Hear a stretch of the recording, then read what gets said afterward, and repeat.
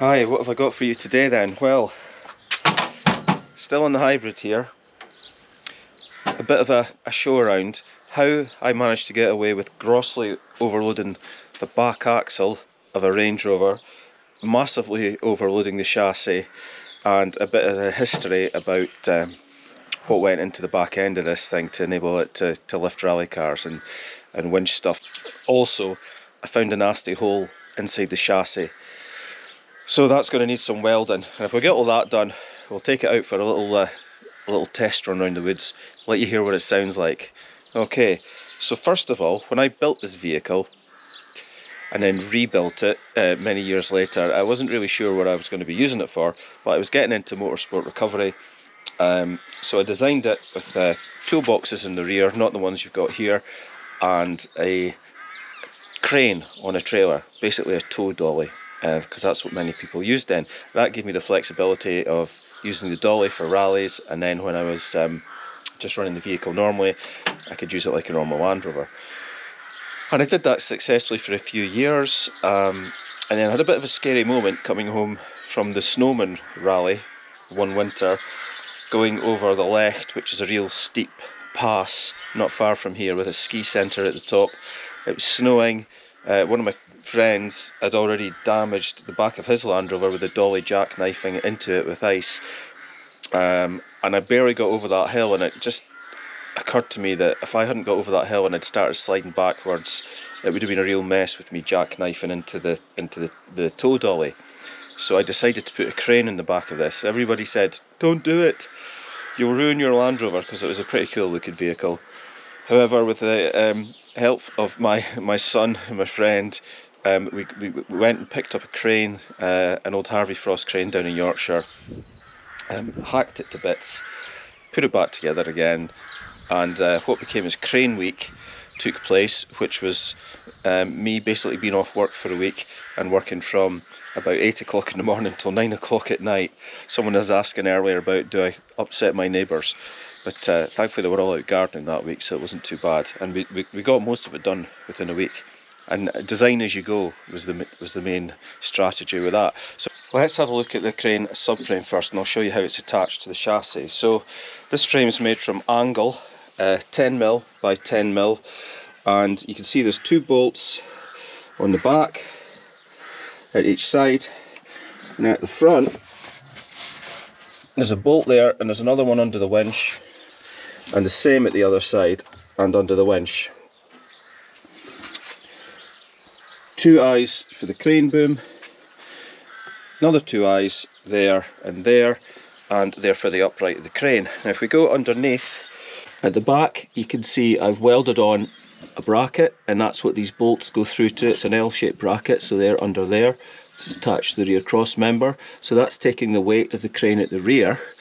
And at the front, because the chassis is being pulled upwards, I've got 2 massive U-bolts that go under the chassis and up both sides, and that stops the frame from lifting, and that's worked really well for the last few years.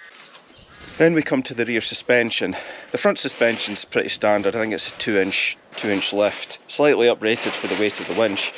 On the rear I've got the heaviest duty rear springs that are available for a Range Rover, and you can see them here. And I've also put airbags inside them. These are Airlift helper springs, which I think are an American company. Spacer underneath because the air springs weren't quite as long as the actual coil springs. And these are operated pretty much manually using my air compressor and Schrader valve on the back of the chassis here. So if I put air in, it's balanced across both springs. Run about 5 psi on the road, just to keep a slight bit of air in the springs, and that stops them getting crushed between the coil springs. I've had up these up to maybe 20-25 psi for lifting a rally car, 40 psi for an off-roader. Then we come to the back axle. So a Range Rover out the factory has got a 600 kilo load bed rating, and I think the back axle rating for a Land Rover at 90 or a Range Rover 750 kilos. When I'm lifting a car, I'm massively exceeding that. So I've beefed up this axle case here, and you can see I've welded channels underneath from the diff to the end, and that stops the axle case flexing. That's just a diff guard. Looks a bit clarty, but it needs a good pressure wash and probably a bit of a paint. So that allows me to abuse the back axle and the rear of the chassis on the Land Rover. The other thing to be bearing in mind when you're lifting vehicles is you want as short a rear overhang as possible. If you look at commercial recovery trucks, the rear body normally cuts off at the back wheel. I didn't want to chop it that much. I wanted to maintain a bit of load capability. But this is a Land Rover 90 rear tub, which has got the shortest overhang of a Land Rover, and by the time the lifting vehicle is, you know, probably starts back here, then, you know, if that vehicle I'm lifting weighs, the front end of it might weigh 1.5 tons, you can imagine that's multiplied from the load on the axle. You know, it's 2 meters back, and there are figures, there are calculations you can do to actually work out the load depending on the distance from the axle line. And it's quite scary how much load you can put on these. Now, I only drive slowly, you know, no more than 20 miles an hour when I'm lifting a vehicle. On a rally stage it's okay because, you know, it tends to be quite a smooth surface, a forest track. But when we're lifting off-roaders, we could be taking them through, you know, quite tough cross-country terrain. The other thing that the axles have got inside them is Ashcroft locking diffs that are 4-pin, so stronger than the normal 2-pin diffs. And also I've had them pegged as well, which totally stops the crown wheel flexing, so they can take a lot more abuse. So that's the back end. Unfortunately, I broke it last year at the Snowman Rally, which was in late October. I was lifting an Evo that had been straddled across a ditch, and it had broken steering, so it was going to need a suspended tow. And we got it out, and when I started lifting it, I heard a pop from the back end. I thought it was actually one of the airbags that had gone, because they do take a bit of stick. The back of the car didn't sit down too much, the Land Rover, so I just kept going. We got it out of stage, and it was only when I got home I realised that I'd actually torn the spring hanger away from the chassis. And part of that was fatigue, because the metal had thinned out, because the chassis is quite old. And the other part of it was obviously just general abuse. So these are the spring hangers down here, and you can see I've got a new one that's been welded in. Unfortunately, when I took the spring out and the airbag had been hiding the fact that the chassis itself was a bit rotten, so when I took all this off, I replated the chassis, put a new one on. I then went round the other side of the Land Rover to find out exactly the same thing had happened over there. So we now have replated chassis and 2 brand new spring hangers. So on to today's job, a hole, and it's a pretty nasty one. Let's have a quick look under here, and we can see, let's have a look under here, and we can see that this is opposite to where I plated the chassis and put the spring hanger on, but it's just, it's pretty goosed. And so what I'm going to do is show you how I deal with that, especially on a structural area of the vehicle. And when I say structural, I mean structurally abused. So let's get on with it. I'm going to take the exhaust off first to make some room. It's stainless steel, so it shouldn't be too bad. And then we'll go from there. Over the years I've eventually fitted stainless steel exhausts to all the Land Rovers because the limited mileage, the mild steel ones were just rusting out. It's a bit of an investment, but maintenance free.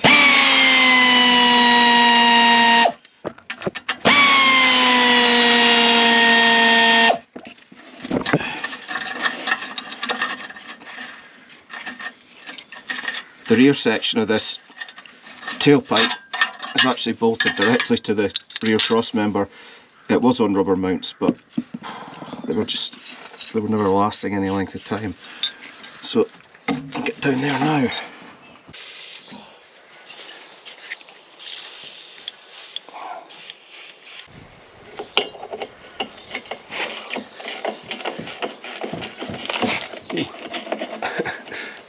wasn't all that tight.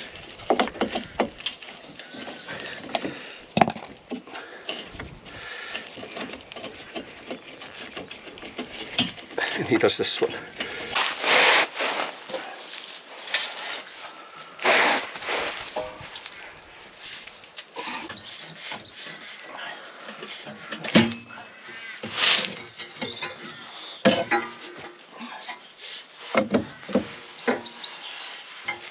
And there we go.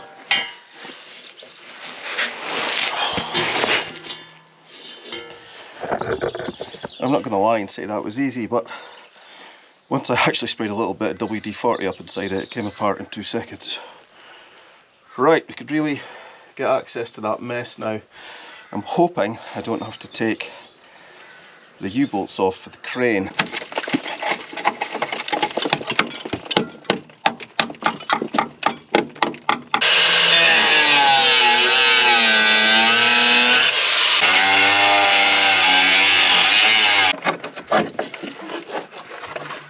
You can see the chassis is double walled here from the top and also from the bottom, so the inner skin is actually okay, it's just the outer that's knackered. And normally when I did the outside I made sure it was double plated anyway because of the stress load on this point of the chassis. You've got axles coming up to bump stops, plus you've got the spring hanger on the other side of this, so we'll keep going. But it's looking okay at this end. I don't think I'll need to go and take this this U-bolt off for the crane frame, but let's see how we get on. Quick update for you after what feels like about 10 hours of grinding. I found another hole by accident, so I've scraped all that out and we've got that cleaned up. This one's just about ready to go. Problem here is this is all just kind of laminations of rubbish, so it's not cleaning up. I was going to use the plasma cutter on it, but the plasma cutter probably wouldn't even arc up on that because it's such a mess. So I'm going to get the cutting disc and take that right down, and then I'll replate in behind here on this lower one, and then I'll cut a patch to go on the front so it sits flush. That's the plan.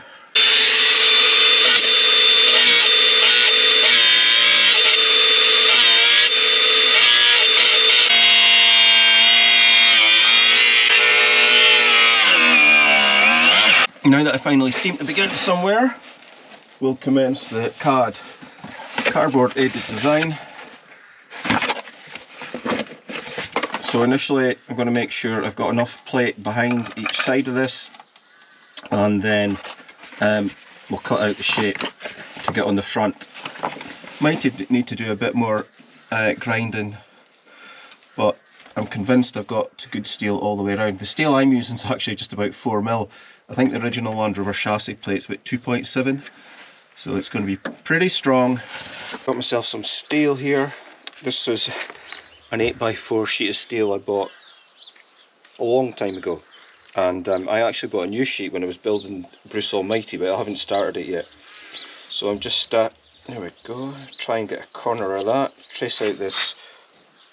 Hiya mate, how's it going?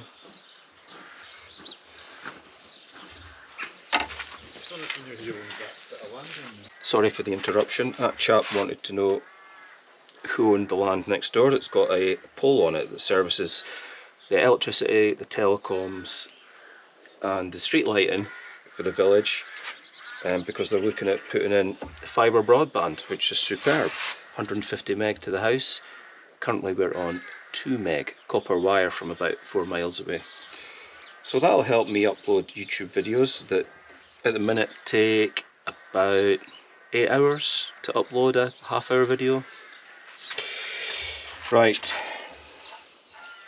Yeah, it's an overly complicated shape, but I've got a plasma cutter, so we're going to get that fired up.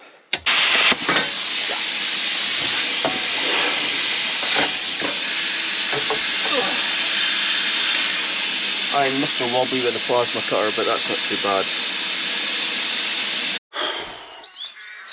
I've cut a couple of little plates as well to go in behind the chassis. There's no way this is going to fit first time, so I will be back once it's trimmed up. We'll see if we can get the little plates welded in and then this welded in front. I've got my brackets cut, tidied up. The first couple are clamped in place, so time to weld. Now, before I start welding, my welding is terrible, sometimes acceptable, very occasionally good, and rarely aesthetic. Welding on a workbench with new steel, I'm okay at that. Welding under a Land Rover chassis that's decades old, it's going to be what it's going to be. So any expert welders, turn away now. The one thing is, I've never had a weld failed, and that surprised me. Right, let's get on with it.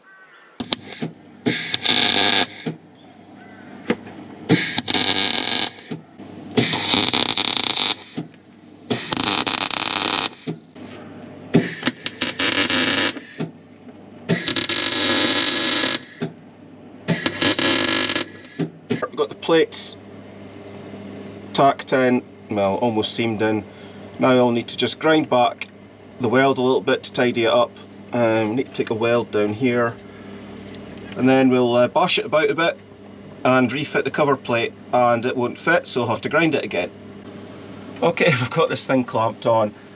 I did find it particularly difficult. I couldn't get any clamps over the top really because of the spring hanger on the other side. So I think it's going to be good enough. It won't quite be flush at the top the way I wanted it, but it's going to be strong, it's going to do the job. Everything about welding under old Land Rovers is horrible. Nice clean steel fabrication, love it, but upside down, limited clearance, the helmet gets in the way of everything, and you can't get close enough to really get a clean weld. However, I've got it all tacked up. We're going to zip it up now.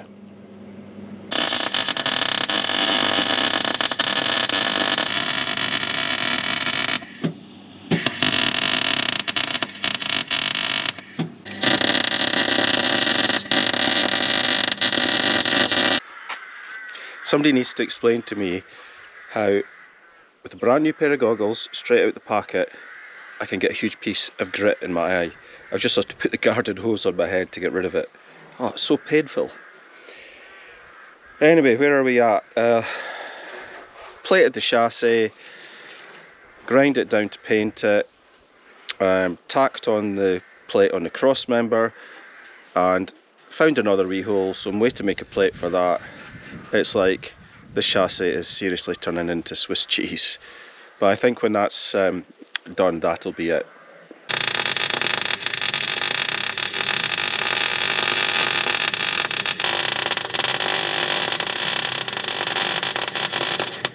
Finally, it's done. I'm actually that shattered, I can't even be bothered rubbing the last bit down, so now you see it.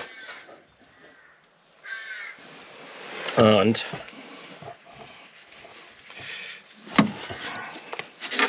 now you don't. This is the stuff the paint ships with in Aberdeen, and there's nothing like chucking it on hot metal.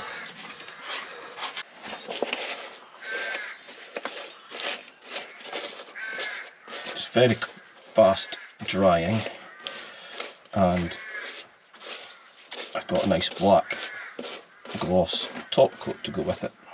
While that's drying, I think we'll make an attempt to tidy up, seeing as how I've got just about every tool in the shed out. That's me done for the day. I think we'll get the black paint on the morning, chuck the exhaust back on, we test drive. Good morning, it's now tomorrow and it's a very bright sunny morning. Frosty though, but I think it's soon going to warm up.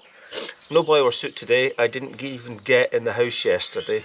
Mo had me undress at the front door and the boiler suit's now on the washing line.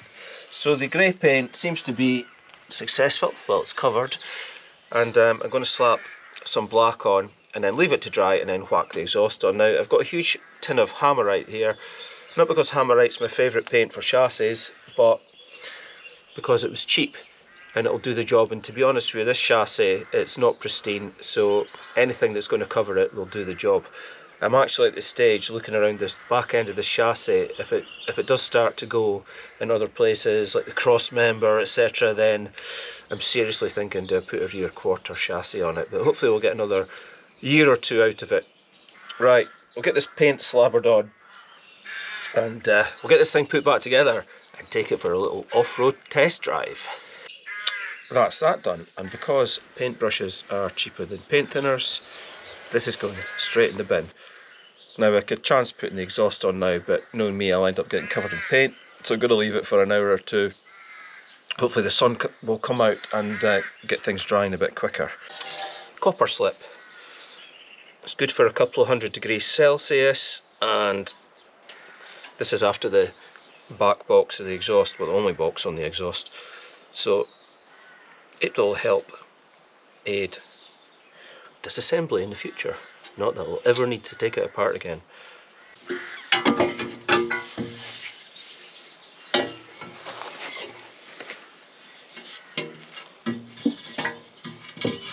That's our exhaust back together. Of course I snapped a bolt further up the chain, so I had to drill that out. Bit of heat, put a new bolt in, we're good to go. Oh, shall I do a will it start video? Just kidding, just kidding.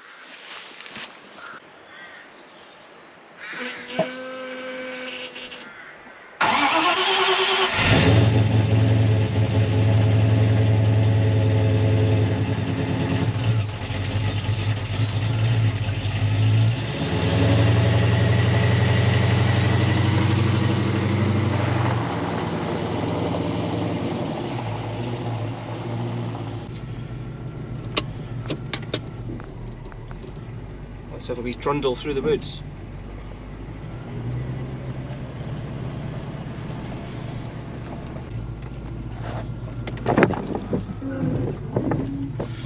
Steep entry.